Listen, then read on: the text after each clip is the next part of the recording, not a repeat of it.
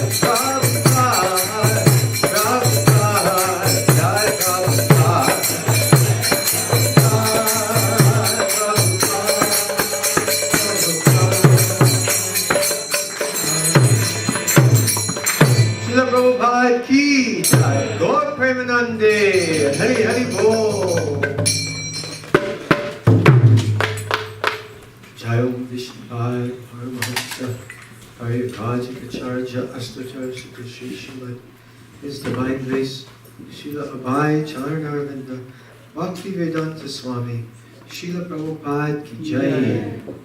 Jai Om Vishnupad Paramahamsa, Parivrajacharya Astatar Sutta Sri Srimad, His Divine Grace, Srila Bhakti Siddhanta Saraswati, Goswami Maharaj Thakur, Srila Prabhupada ki Jai. Srila Namacharya Haridas Thakur ki Jai. Ananta Koti Vaishnavrinda ki Jai. Prem Sukaho Shri Krishna Chaitanya, Prabhu Nityananda Shri Advaita Gadadhar, Shivasadi Gaur Bhaktivinoda ki Jai. Shri Shri Radha Krishna, Gop Gopinath Shamakund Radha Kunda, Giri Govardhan ki Jai. Shri Vrindavan Dham ki Jai. Shri Mayapur Dham ki Jai. Shri Jagannath Puri Dham ki Jai. Ganga Mai ki Jai. Jamuna Mai ki Jai. Tulsi Devi ki Jai. Bhakti Devi ki Jai. Samaveta Bhaktivinoda ki Jai.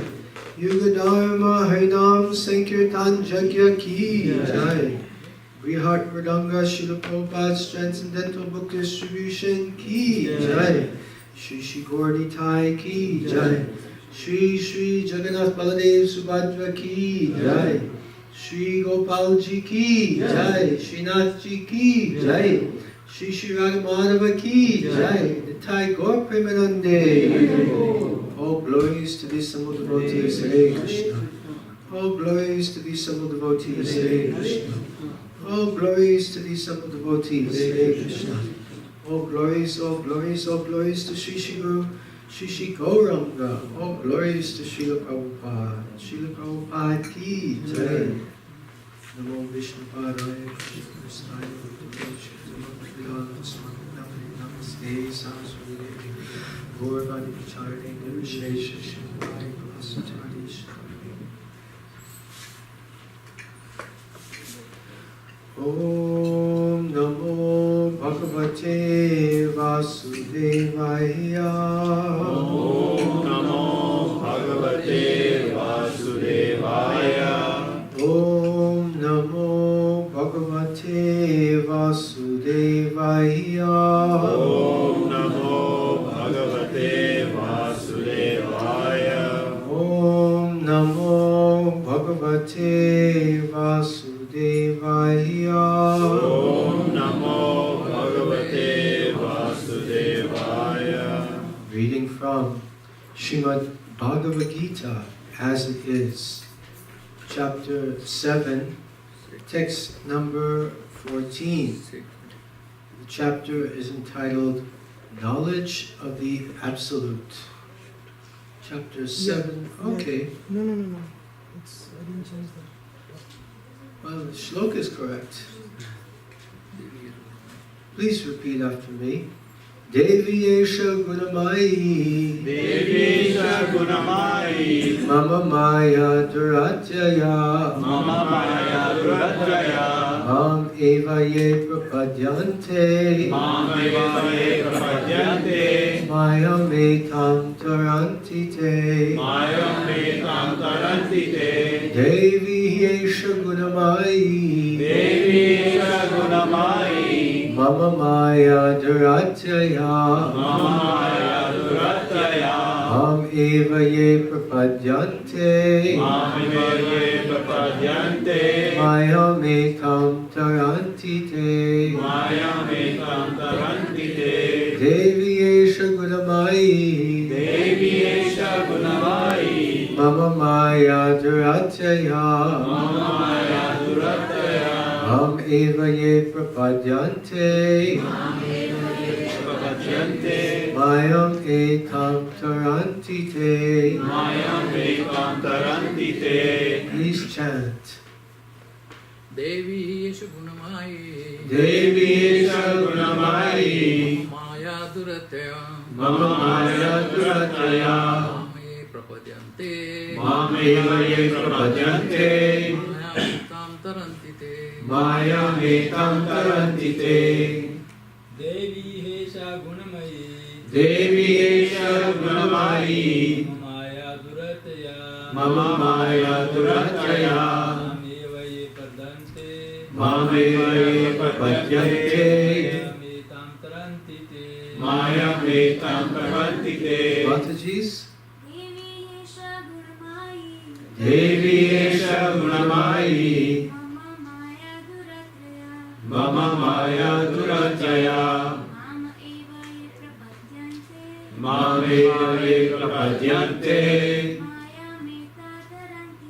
Maya Metam Tarantite. Devi. Devi Transcendental. Transcendental. He. He. Certainly. Certainly. Esha. Esha. This. This. Gunamayi. Gunamayi. Consisting of the three modes of material nature. Consisting of the three modes of material nature. Mama. Mama. My. My. Maya. Maya. Energy. Energy. Duratyaya. Duratyaya. Very difficult to overcome. Very difficult to overcome. Mam. Mam. Unto me. Unto me. Eva. Eva. Certainly. Certainly. Yea. Yea. Those who. Those who. Prapadyante. Prapadyante. Surrender. Surrender. Mayam etam. Maya Metam. This illusory energy. This illusory energy. Taranti. Taranti. Overcome. Overcome. Te. They. They. Translation and purport by His Divine Grace, Srila Abhay Charnarvinda, Bhakti Vedanta Swami, Srila Prabhupada Ki Jai. Translation. This divine energy of mine, consisting of the three modes of material nature, is difficult to overcome. But those who have surrendered unto me can easily cross beyond it. Please repeat after me. This divine energy of mine, This divine energy of mine, consisting of the three modes of material nature, consisting of the three modes of material nature, is difficult to overcome. it is difficult to overcome. But those who have surrendered unto me But those who have surrendered unto me can easily cross beyond it. can easily cross beyond it. Purport. Does it have a purport? Yeah. Wow, it's like magic.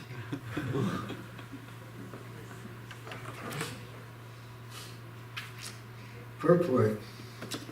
The Supreme Personality of Godhead has innumerable energies, and all these energies are divine. Although the living entities are part of his energies and are therefore divine, due to contact with material energy, their original superior power is covered. Being thus covered by material energy, one cannot possibly overcome its influence. As previously stated, both the material and spiritual natures, being emanations from the Supreme Personality of Godhead, are eternal. The living entities belong to the eternal superior nature of the Lord, but due to contamination by the inferior nature, matter, their illusion is also eternal.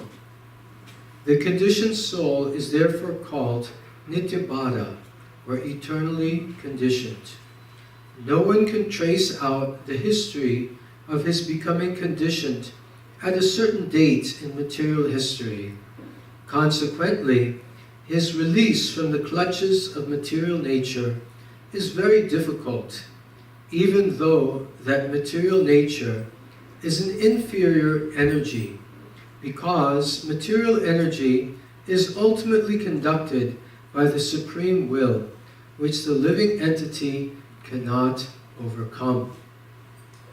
Inferior material nature is defined herein as divine nature due to its divine connection and movement by the divine will. Being conducted by divine will, material nature, although inferior, acts so wonderfully in the construction and destruction of the cosmic manifestation. The Vedas confirm this as follows: Mayam tu prakritim vidyan, mayinam tu maheshvaram. Although Maya, illusion, is false or temporary, the background of Maya is the supreme magician, the personality of Godhead, who is Maheshvara, the supreme controller.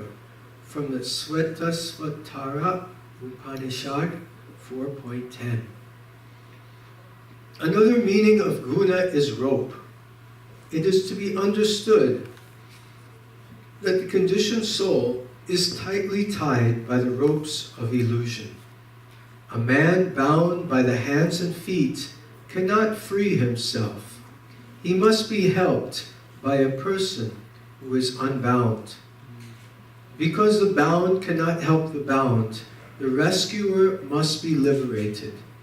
Therefore, only Lord Krishna, or his bona fide representative, the spiritual master, can release the conditioned soul. Without such superior help, one cannot be freed from the bondage of material nature. Devotional service or Krishna consciousness can help one gain such release. Krishna, being the Lord of the illusory energy, can order this insurmountable energy to release the conditioned soul.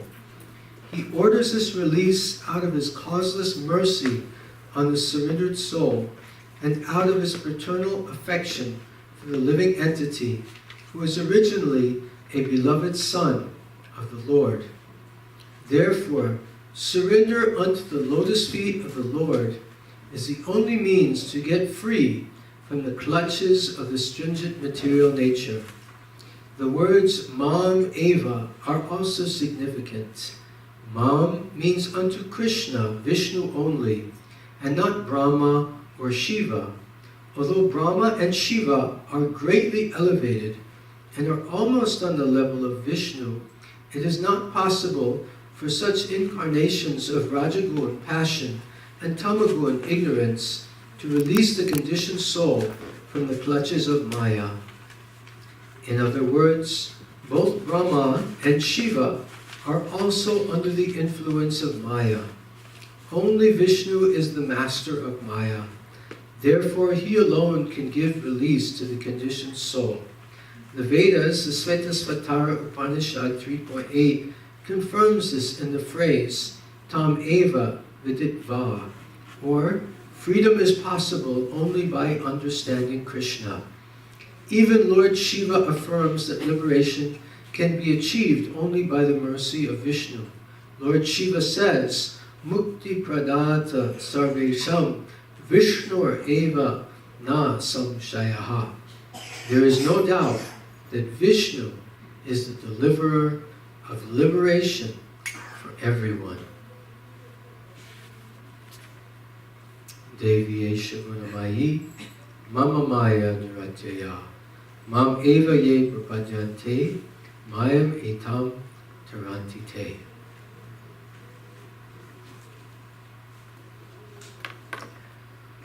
Om Jnana Tarandasya Yananjana Shalakaya Chakshurun Militam Jena Tasmai Shri Gurve Namaha Shri Chaitanya Manobishtam Shtapitam Yena Bhutale Swayam Rupa Kadamayam Vedati Svapadantikam Nama Om Vishnu Padaya Krishna Prasthaya Bhutale Srimate Bhakti Vedanta Swaminiti Namine Namaste Saraswati Deve Gauravani Pracharane Nirvishesha Shunyavadi Vastrata Deshatarane Vancha Kalpa Trubhyascha Kripa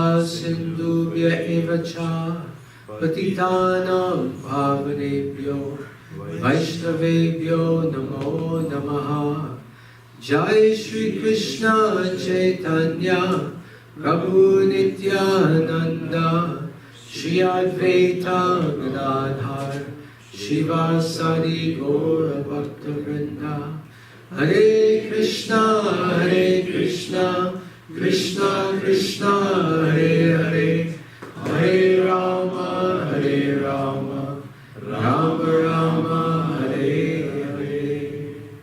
Hare Krishna. Hare Krishna. So it is my great honor and pleasure to be here this afternoon at ISKCON Calgary, Shri Shri Radha Madhava Mandir, Gopalji, and we welcome all the devotees here today for our weekly Sunday Feast program. Is there anyone that is here for the first time? Yes, welcome. Thank you for coming. We're happy to have you. Thank you for joining us.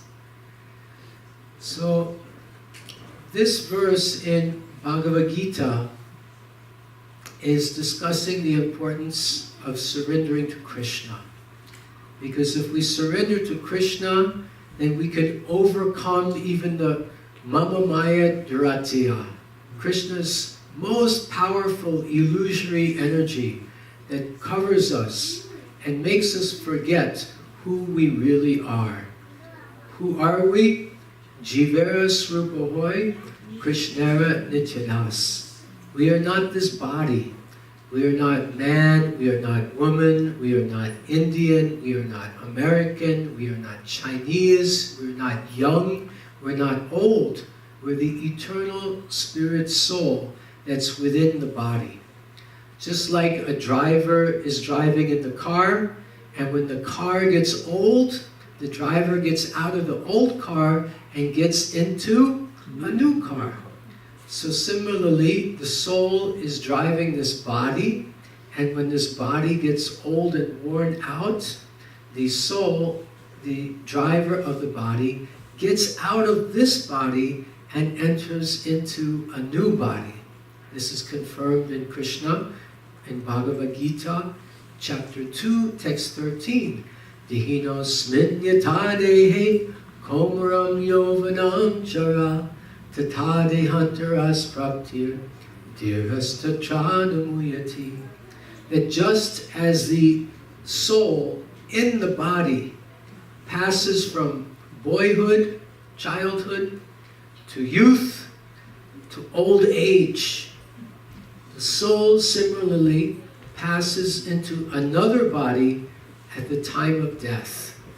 And a sober person is not confused by such a change. So we constantly forget this, and we think, oh, I'm a man, I'm such and such age, I'm an American. These are called upadis, or false designations. But we keep, because of our conditioned nature, because we've been in this material world for millions and millions of lifetimes, we're accustomed to this idea that, yes, in this lifetime I'm a man, or maybe I'm a dog, roof, roof, or a cat, or a fish. So many things. But in order to overcome Mama Maya Dhratya, to overcome the material energy, we have to surrender to Krishna. So surrender to Krishna is explained in Bhagavad Gita also, 18th chapter, text 66. Sarva dharman parityajya mamekam sharanam vraja aham tvam sarva papebhyo mokshayishami ma suchaha. Krishna says, give up all your dharmas and just surrender unto me. I will protect you from all sinful reactions. Ma suchaha, do not fear. So it's very important to surrender to Krishna. So one of the ways that we can surrender to Krishna is written on the board here. Please silence your cell phone. I know it's difficult for many of us. It's surrender. It's a real anga of surrender. But this can be done.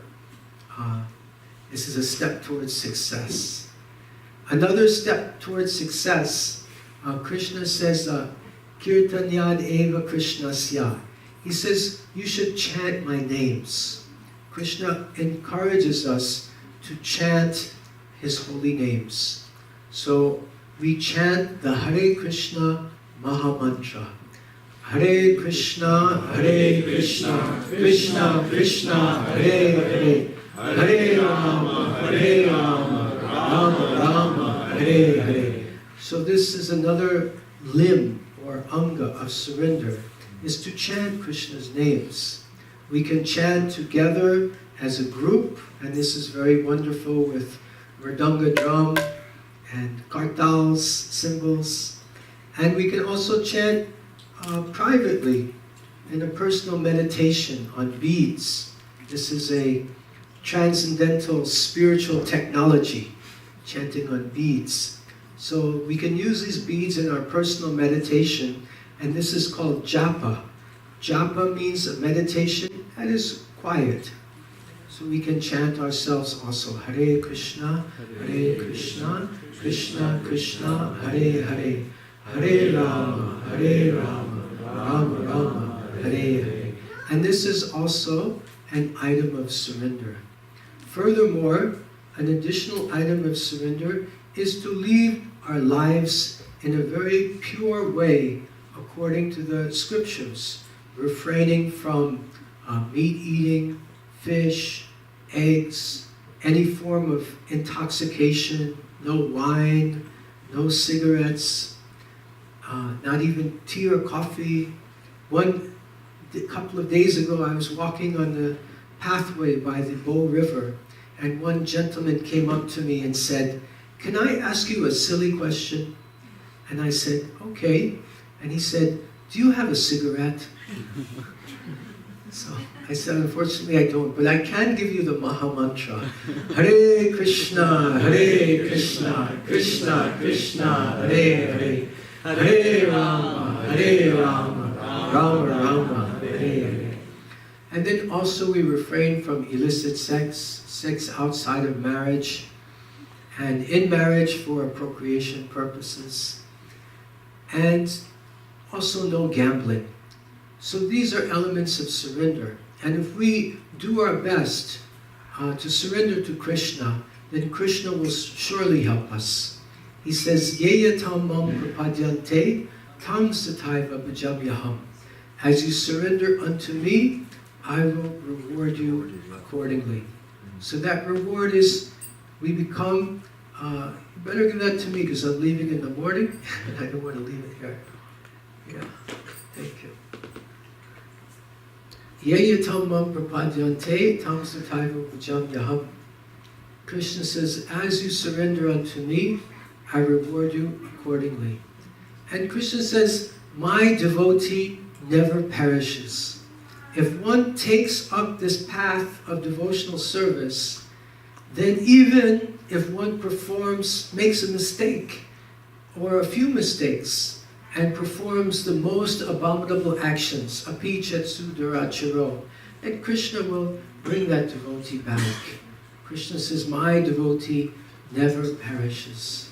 So this year is the 1000th birth anniversary of Sri Ramanuja Acharya. So Ramanuja Acharya is the head of the Sri Sampradaya. There are 4 schools or sampradayas in the disciplic succession. So they're the Sri Sampradaya, the Brahma Sampradaya, the Rudra Sampradaya, and the Kumar Sampradaya. And all 4 are very intimately related. So the Sri Sampradaya this year is celebrating and we're from the Brahma Madhva Gaudiya Sampradaya. But because we're so intimately interlinked with the Sri Sampradaya, we are also celebrating this year the 1000th birth anniversary of Sri Ramanuja Acharya. And I would just like to share one story this evening of one of the great inspirations of Ramanuja Acharya, who came a couple of generations before him, more than 1,000 years ago, around 1,200 years ago. And this is Sri Jamuna Acharya. If I have your kind permission, please say Haribol. Haribol. Thank you, thank you. So Jamuna Acharya, his grandfather's name was Natha Muni. Not Narada Muni, but Natha Muni, correct. And he was a great devotee, a great scholar, a great mystic, and a great yogi. And he had a son named Ishvara Muni. And Ishvara Muni married a wonderful Vaishnavi, and to celebrate their marriage, the entire family traveled all over India. They're originally from South India, Madurai, and they traveled north. And when they traveled north, they came to the holiest of the holy places, Sri Vrindavan Dham. And they visited all the 12 forests of Vrindavan. They went on parikrama, went around Govardhan Hill, a great holy mountain, and they bathed in the Jamuna River. They had a wonderful experience. And as they were traveling, Ishvara Muni's wife became pregnant. And they returned to Madurai. And shortly after they arrived back home, Ishvara Muni's wife gave birth to a beautiful baby boy. And in remembrance of their trip to Vrindavan, to Sri Vrindavan Dham, Natha Muni named the child Jamuna. Sri Jamuna ki jai. Jamuna was a wonderful child. Everyone was so happy, but their happiness was short-lived because in only a few years, Ishvara Muni died. And Natha Muni, because of his understanding of the temporary nature of this world and the importance of spiritual life, Natha Muni left home and took sannyas.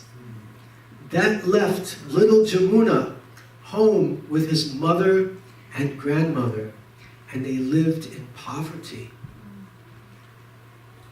When Jamuna was 5 years old, he went to study in the ashram of Bhasyacharya. And in a very short time, he became one of Bhasyacharya's favorite students. He was very learned, he had a very sweet nature. And by the time he was 12 years old, he had memorized Bhagavad Gita and so many other scriptures. He became a great scholar. One day, there was a knock on the door of the ashram after Bhasyacharya had gone out with all the other students, and Jamuna was alone. Hello, anyone is there? Anyone is there? Jamuna came to the door, and he opened the door, and there were some gentlemen there. And the gentlemen, in kind of a very loud and arrogant way, they were demanding, "We want to see Bhasyacharya. Where is he?" And Jamuna, as 12-year-old boy, in a very humble way, as to not offend them, he said, "I'm sorry, my dear sirs, but Bhasyacharya has gone out of the ashram. He should be returning after some time.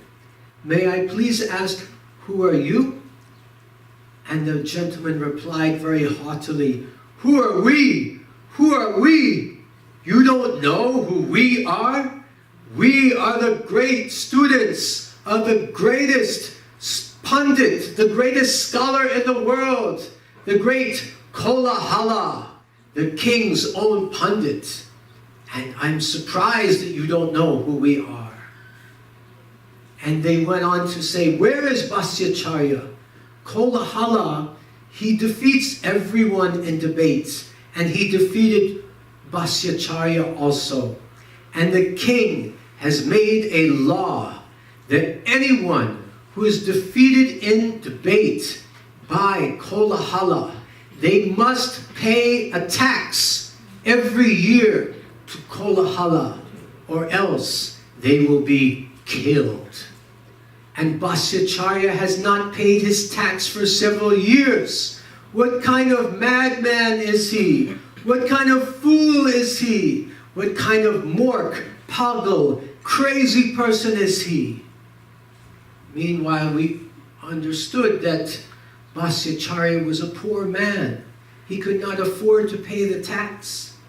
And meanwhile, Jamuna was becoming agitated because these students of Kolahala were speaking in such an arrogant tone of voice. So Jamuna became angry, and he said, "I can tell by the way you are speaking that your guru is fool number one. A guru should train his students to be humble, not arrogant like you. Vidyavanaya sampane brahmani gavi hastani shuni chaiva swapakecha panditaha samadarshanaha." A real pundit, a real scholar, is armed not only with vidya, with knowledge, but also vinaya, humility. And where is your humility? I challenge your guru, Kolahala, to a debate. The students were shocked. If Jamuna would lose the debate, he would have to pay the tax. And if he could not pay the tax, he could lose his life. And where is a 12-year-old boy going to get the money to pay the tax? So they were shocked, but they could not say anything else in reply. So they returned to Madurai, to the kingdom, and they reported to their guru, Kolahala. "Gurudev, today one 12-year-old boy, Jamuna, has challenged you to a debate." Kolahala began to laugh. Ha ha ha ha ha ha ha. He could not believe it that a 12-year-old boy would challenge him. He went to meet his friend the king, and he explained the situation to the king. The king also began to laugh, and he said, how could this boy be serious? Let me send my messengers to meet the boy. So the messengers went back to Bhasyacharya's ashram and met with Jamuna. And they said, are you serious about this debate, this challenge? And Jamuna said, yes, I am serious. So the messengers said, all right, please you come with us. And then Jamuna said, please you pass the message to the king that if I am to debate with the king's own pundit, then the king should send a proper conveyance to bring me. So the message went back to the king, and the king agreed, this boy is correct. If he's going to debate with Kolahala, we should send the royal palanquin. So they sent a great palanquin with jewels and diamonds and gold and chamara fans. And along with the palanquin were 100 soldiers and musicians and a band party. And it was a huge procession to carry this 12-year-old boy to Madurai for the debate. As Jamuna was leaving, he met with Bhasyacharya, who was very much concerned about his favorite student who could be killed by the king. So Jamuna fell down at the feet of Bhasyacharya and took the dust of Bhasyacharya on his head and said, please give me your blessings, Gurudev, because with your blessings anything is possible. Gurumakam karoti vachalam pangam langayate girim yat kripa tamaham vande Shri Gurundi Nataradam. That by the blessings of Guru, a blind man can see, a lame man can cross the mountains, and a dumb man can speak the most eloquent poetry. So Bhasyacharya gave his asirwad to Jamuna, and Jamuna was feeling that he had been blessed by Bhasyacharya, and he traveled on the palki, on the palanquin to Madurai. Upon arriving in Madurai, there were many brahmanas in the city who were all offering their blessings to Jamuna because they had also all been defeated by Kolahala. And they were hoping that Jamuna would be able to win the debate. When Jamuna entered the king's court, the king was sitting there. The queen was sitting with the king. Kolahala was also seated nearby, and thousands of people lined the courtroom to see this great match. It is not like our cricket matches or soccer matches or hockey matches that we have today. It was a huge gathering of people to witness this historical occurrence. So the queen could understand by the face of Jamuna that this is a very special personality. And she told the king, I think this boy may defeat your pundit, Kolahala. And the king said, no, Kolahala is indefeatable. Just as a cat plays with a mouse and devours the mouse, my Kolahala will completely defeat this boy. And the queen said, no, I don't think so. Just as a small spark burns to ashes a mountain of cloth, I believe that this small boy will burn the mountain of pride of Kolahala to ashes. So then the king said, would you like to make a bet? And the queen said, yes. If Kolahala defeats this boy, I will become the maidservant of the maidservant of your maidservant. And the king said, that is very nice. And if this boy defeats Kolahala, I will give this boy half of my kingdom. So the queen said, this is very good. And the king said, let the match begin. So Kolahala said, I will begin the match by asking questions. And he began asking Jamuna questions based upon Sanskrit grammar, Vyakaran. First, he asked very simple questions, and Jamuna answered all of them. And then he answered more difficult questions, and Jamuna easily answered all these questions. And then he asked the difficult questions, and Jamuna easily answered them. And then Kolahala asked the most difficult questions that he could possibly conceive of. And again, Jamuna easily answered those questions. And then Jamuna said, "Why are you asking me such simple questions?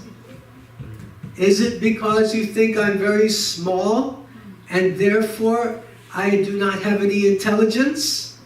If we were to go by this logic, my dear sir, then a water buffalo would be much more intelligent than you."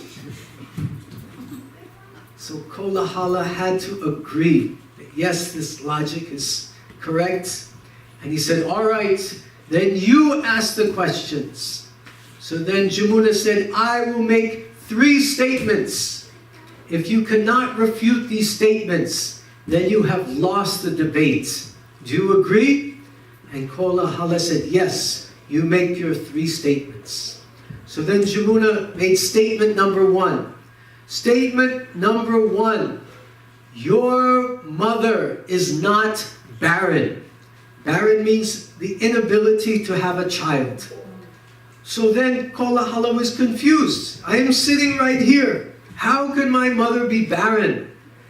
He could not come up with any answer. He began becoming pale in his face. It was the first time he had never been able to answer a question.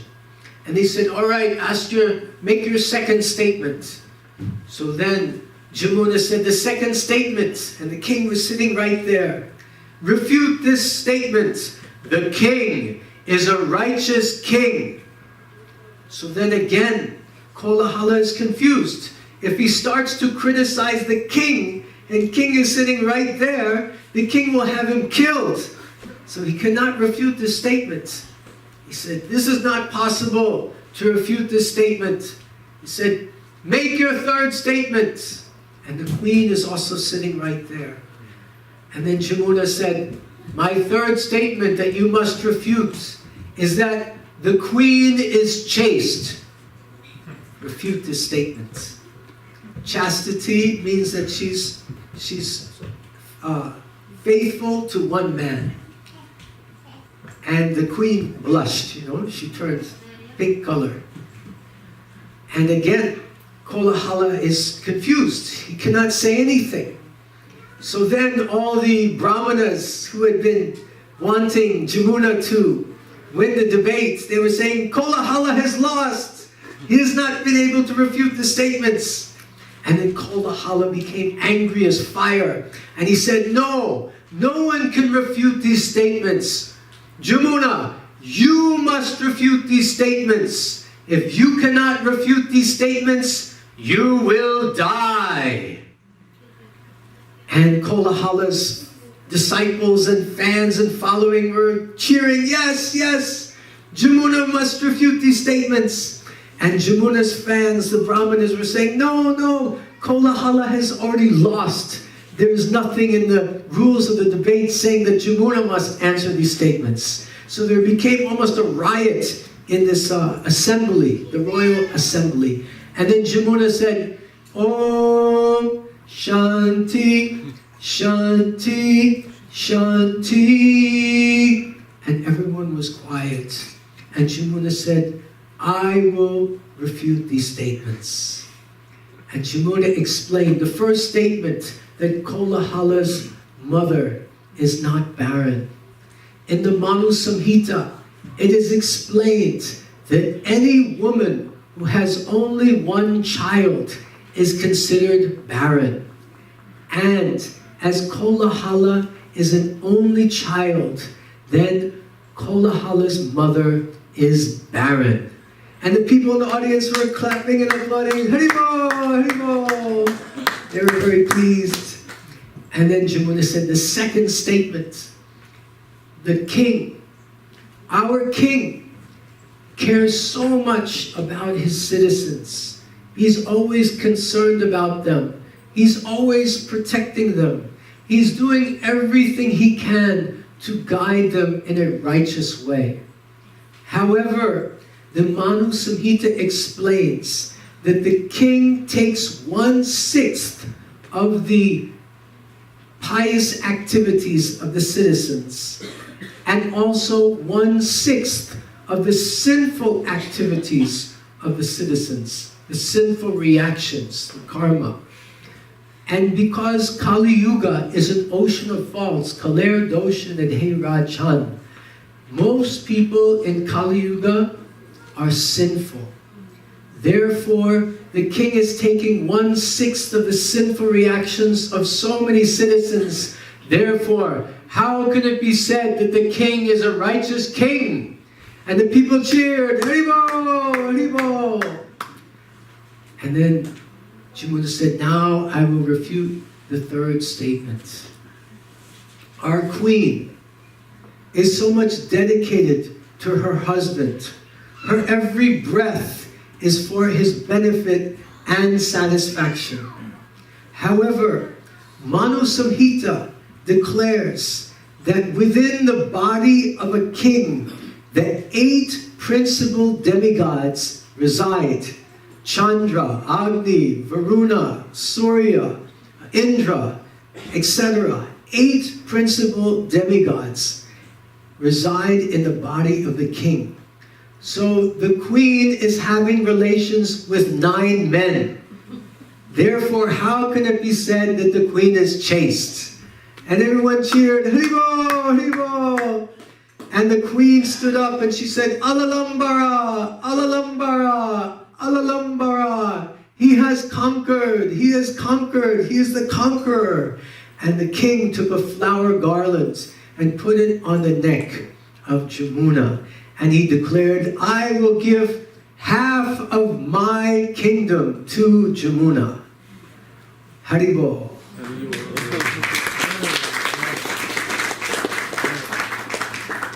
So Jamuna, as a 12-year-old boy, no longer in poverty, in wealth and riches, began ruling the kingdom. Some neighboring kings were thinking to attack him because he had no experience. But Jamuna's spies told Jamuna that these kings are going to attack you. So Jamuna said, let's go and attack them first. And Jamuna attacked them and took them unawares and took over all the kingdoms. By the age of 35, Jamuna had conquered so many kingdoms. He had expanded his kingdom. But he lost his spirituality, his Krishna consciousness. He was so much absorbed in the activities of warfare and diplomacy. And he forgot about Bhagavad Gita. So even a great personality who learned Bhagavad Gita at 5 years old, Devi Esha Gunamayi Mama Maya Jarataya, he was overcome by Maya. So Natha Muni, his grandfather, on his deathbed, sent his best disciple, Ram Mishra, to go and try to bring Jamuna back. So Ram Mishra went and he met Jamuna and he told him, I have a great treasure that your grandfather has left you. And Jamuna was excited because he needed money to fight his wars. So he said, where is the treasure? So then Ram Mishra took Jamuna on a long journey. And every day, during the hottest part of the day, Ram Mishra would sit under a tree with Jamuna and recite the entire Bhagavad Gita. Raja Vidya Rajaguyam Pavitramidam Uttamam Prajakshavāgamam Dharmyam Susukam Kartamavyayam. And this Bhagavad Gita is Raja Vidya. It's the king of knowledge. And hearing Bhagavad Gita, Jamuna's love and bhakti, bhaktimam abhijananti yavanyas chasmi tattvataha tatomam tattvato gyatva vishate taranantaram. The bhakti of Jamuna was reawakened. And he said, I don't need any treasure, I just need Bhagavad Gita. And Ram Mishra said, please let me fulfill the desire of your grandfather to give you this treasure. So then Ram Mishra took him between two rivers, two branches of the Kuveri River, to an island. And there on the island was a temple with 7 gates. And he passed through the 7 gates, and resting on a many-headed serpent of Anantashesh was the deity of Sri Ranganath. And Jamuna surrendered at the lotus feet of Ranganath and became the great Jamuna Acharya. He wrote the Stotra Radna, and he put the poems of Nam Alvar to music, and was well known and well loved by many devotees for his Vaishnava Seva, for his worship of the deity, for his great scholarship, and his great devotion. Therefore, we learn from this wonderful story many lessons, including the lesson that Maya is very strong. It can take away any of us, but also if one surrenders to Krishna, then all perfection is there. One can become free of Maya, and one can attain all success in life, developing love for Krishna and Krishna's family. Aham bija pradapita, that every one of us is a child of Krishna. Thank you very much. Hare Krishna. Thank you. Jamunacharya ki jai. Mantra Srimad Bhagavad Gita ki jai. Srila Prabhupada ki jai. Tagore Premanande. Hari Hari Bol.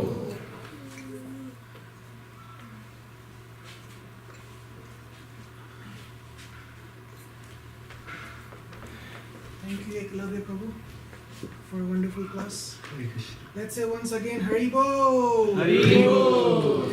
So now we'll be heading to the next program now, which is Jhulan Yatra.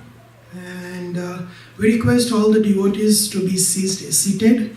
As you see that there is space here for you to perform Jhula, please come forward. We have enough time till 7 o'clock. Please don't rush. And please be seated after you are done, and so that everybody can have darshan.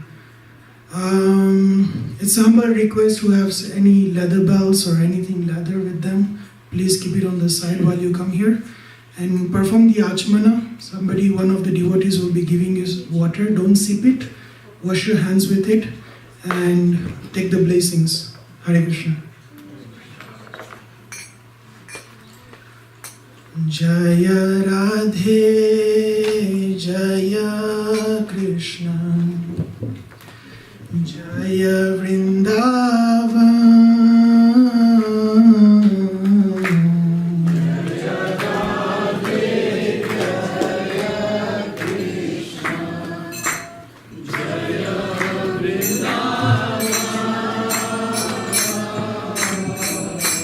Jaya Radhe, Jaya Krishna, Jaya Vrindavan. Jaya Radhe, Jaya Krishna, Jaya Vrindavan.